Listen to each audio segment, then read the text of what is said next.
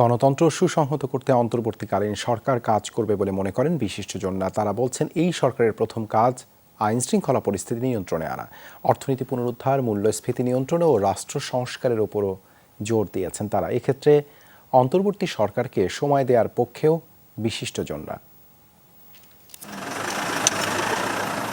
শান্তিতে নোবেল বিজয়ী ডক্টর মোহাম্মদ ইউনূসের নেতৃত্বে সংকটকালীন সময়ে শপথ নিল অন্তর্বর্তীকালীন সরকার, যাদের উপর রাষ্ট্র সংস্কারের দায়িত্ব বলে মনে করেন বিশিষ্টজনরা।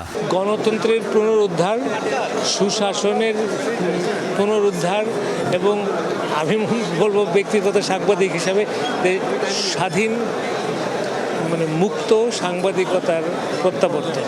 আমি আশা করব এই তত্ত্বাবধায়ক এই অন্তর্বর্তী সরকার তারা সাংবাদিকতার উপরে যেসব কালো আইন আছে তারা এগুলো সব উঠিয়ে দেয়। অন্তর্বর্তীকালীন সরকার যেটা হয়েছে এটা সবার কাছে গ্রহণযোগ্য। আমরা প্রধানমন্ত্রীর যে অসীম ক্ষমতা, এই ক্ষমতার বিকেন্দ্রীকরণ করা দরকার। এই জিনিসটা তাদেরকে করার জন্য যতটুকু সময় দেওয়ার দরকার তা আমি মনে করি সবাই, ছাত্র জনতা, রাজনীতিবিদ সবার ব্যবসা দেওয়া উচিত। নতুন সরকার নিত্যপণ্যের অস্বাভাবিক মূল্য নিয়ন্ত্রণে আনা এবং লাইনচ্যুত অর্থনীতিকে স্বাভাবিক অবস্থায় ফিরিয়ে আনতে কাজ করবে বলে মনে করেন সাবেক এফবিসিসিআই সভাপতি।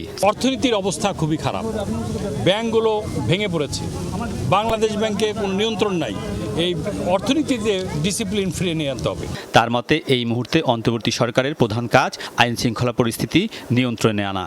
আমরা আশা করব প্রথমেই তারা আইন শৃঙ্খলা যেটা ভেঙে পড়েছে সেটাকে যত দ্রুত সম্ভব সেটাকে পুনর্বহাল করা, পুলিশ বাহিনীকে পুনর্গঠন করা। ছাত্র জনতা হত্যায় জড়িতদের বিচারে বিশেষ কমিশন গঠনের উপরও গুরুত্ব দিয়েছেন বিশিষ্টজনরা। আলমগীর স্বপন, যমুনা নিউজ, ঢাকা।